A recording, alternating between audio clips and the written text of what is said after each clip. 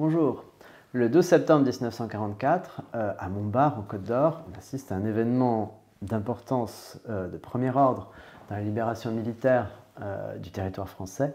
La jonction entre l'armée de Normandie, essentiellement la 2e DB du général Leclerc, et la première armée française du général de Lattre de Tessigny, débarquée en Provence le 15 août 1944. Une armée a libéré Paris, l'autre armée a libéré Lyon. Leur jonction va conduire à des combats communs, mais pourtant ensuite les missions seront différentes. À l'une des armées la libération de Strasbourg, à l'autre la tâche importante de passer le Rhin et de représenter la France sur le théâtre, donc décisif, qui lui permettra de s'asseoir à la table des vainqueurs.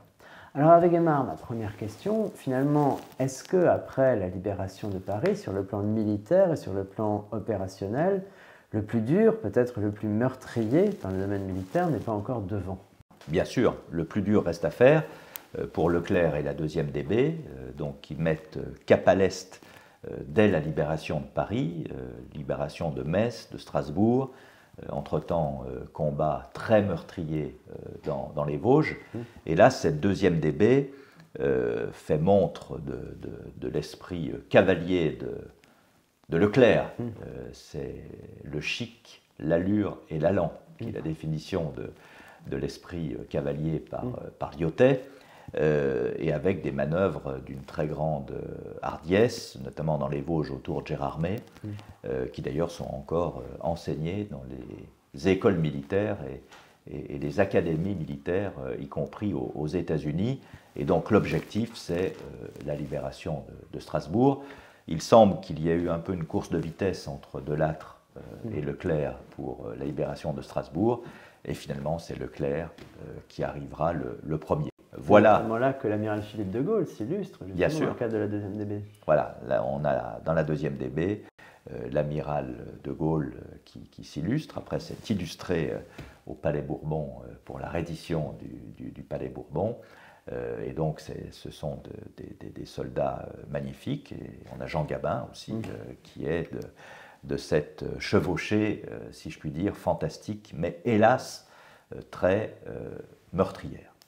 Donc ça, c'est l'armée de Normandie, l'armée française de Normandie, puisque les armées alliées, elles, sont plus au nord, notamment en Belgique et aux Pays-Bas, pour ceux qui aiment le cinéma, le pont de Remagen ou le pont trop loin de Cornelius Ryan. Bon.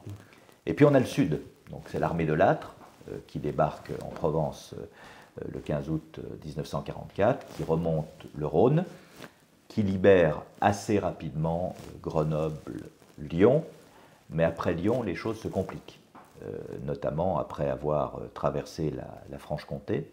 Et devant Colmar, ce sont des combats extrêmement meurtriers et vigoureux.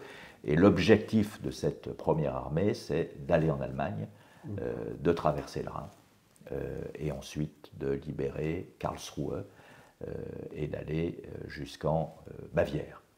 Donc c'est une période extrêmement importante sur le plan militaire, parce que ce sont des opérations difficiles, meurtrières, mais ce sont ces combats sur le territoire français et ensuite sur le territoire allemand qui feront réellement de la France un pays vainqueur et pas seulement un pays libéré. On a d'ailleurs un témoignage dans la littérature avec un des premiers livres de Roger Nimier qui s'appelle Le Hussard bleu. En tout cas, on doit à tous ces valeureux, il y a dans ces troupes à la fois des militaires qui ont combattu sous les couleurs de la France libre depuis l'été 1940, notamment la 2e DB, mais n'oublions pas, j'ai horreur de ce mot, mais c'est celui que les historiens appellent le blanchiment de la 2e DB, puisque les Britanniques ont refusé qu'il y ait des troupes coloniales dans la 2e DB quand la 2e DB est arrivée en Grande-Bretagne pour débarquer le 1er août sur le sol français. Donc la 2e DB de 44 n'est pas celle de 43 inclus, où on avait plus de la moitié des effectifs qui étaient des Africains. Et Leclerc l'a déploré mais on n'était pas en situation de résister aux Britanniques et aux Américains. Et puis dans l'armée de l'amalgame, dans la première armée française, nous avons des soldats qui ont été mobilisés en Afrique du Nord. Donc il y a à la fois des pieds noirs, mais aussi des Tunisiens, des Marocains et des Algériens. On a des militaires d'active et des appelés. On a au fur et à mesure des résistants qui s'agrègent à cette première armée, puisque quand les départements sont libérés, beaucoup de résistants signent l'engagement dans l'armée française. Donc on voit très bien aux archives du service historique de la défense ces engagements d'août ou septembre 1944 ou octobre 1944, et l'engagement vaut jusqu'à la fin de la guerre. Plus 3 mois. Souvent. Voilà, et la plupart seront démobilisés en 1946. Mais c'est une autre histoire. Donc c'est vraiment une armée composite, et c'est grâce à ces valeureux que la France est à Berlin le 8 mai 1945, en la personne du général de Gaulle, de Lattre, pardon, en la personne du général de Lattre, puisque c'est la mission que de Gaulle a confiée à de Lattre, et qu'elle sera aussi, 14 mois plus tard, en septembre 1945, ça c'est le 8 mai 1945, mais en septembre 1945, après la défaite du Japon, Leclerc sera sur le croiseur Missouri en rade de Tokyo pour co-signer la défaite japonaise. Et donc, si on a de Lattre à Berlin et ensuite Leclerc à Tokyo en septembre 1945, c'est parce qu'on a ces valeureux qui ont mené ces combats de l'automne et de l'hiver 44-45.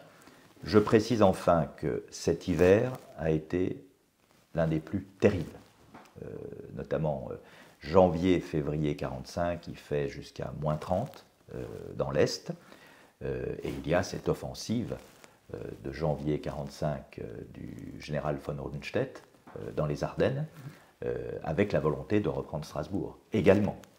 Et là, on a cette geste incroyable, puisque les Alliés, semble-t-il, voulaient se retirer de Strasbourg, estimant qu'il fallait un repli élastique, si je puis dire, comme disent les militaires, avant de contre-attaquer. Et là, évidemment, de Gaulle, Leclerc et de Lattre l'ont refusé, et Strasbourg n'a pas été reprise par les Allemands.